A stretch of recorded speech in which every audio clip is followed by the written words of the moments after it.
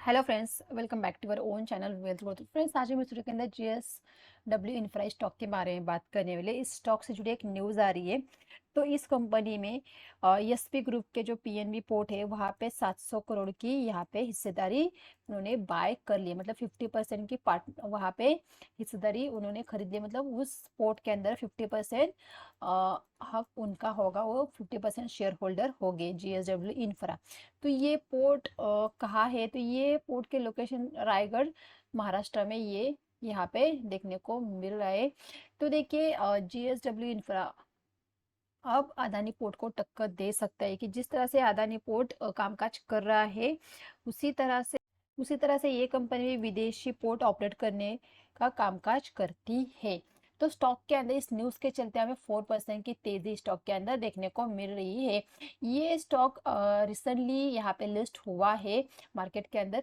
तो क्विकली हम इसके फंडामेंटल के ऊपर एक बार नज़र डाल लेते हैं। इसके साथ हम इसके चार्ट को भी रीड करने की कोशिश करेंगे कि किस तरह से चार्ट हमें देखने को मिल रहा है। क्या सिर्फ न्यूज के चलते आज तेजी आ रही है, या कुछ पैटर्न, कुछ मोमेंटम भी हमें यहाँ पे देखने को मिल रहा है? तो देखिए, ये न्यूज़ बहुत बड़ी है। अगर कुछ किस कंपनी ने अगर किसी और कंपनी के अंदर 50% की पार्टनरशिप की है, तो डेफिनेटली कंपनी कारोबार बढ़ा रही है।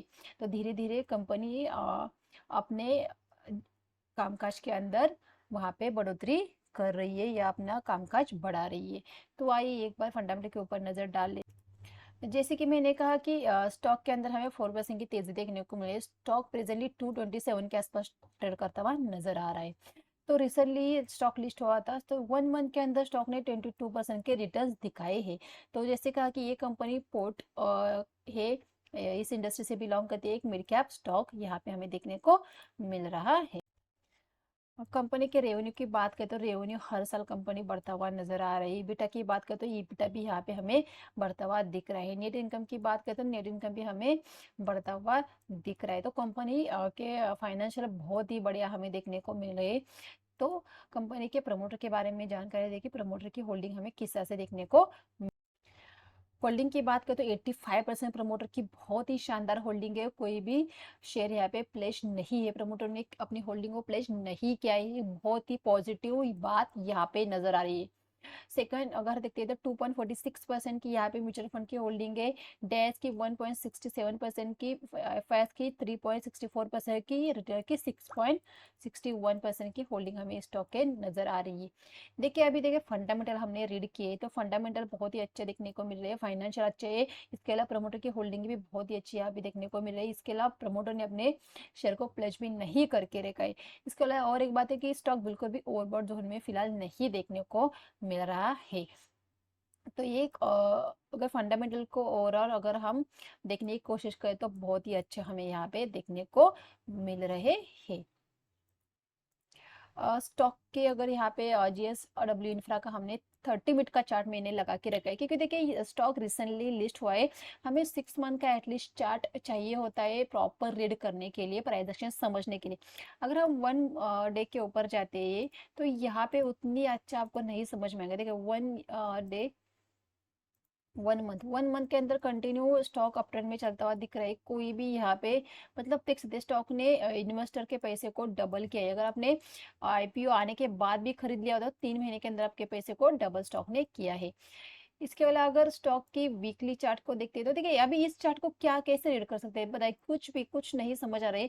यहाँ पे एक पैटर्न देखने को मिला, स्टॉक ने एक रेंज बनाई, पोल बनाया, फिर ब्रेक कर दिया, फिर यहाँ पे एक पोल बनाया, फिर ब्रेक कर दिया, फिर यहाँ पे और एक पोल बना के फिर से ब्रेकआउट। तो ये पैटर्न फिलहाल यहाँ पे होता हुआ दिख रहा है।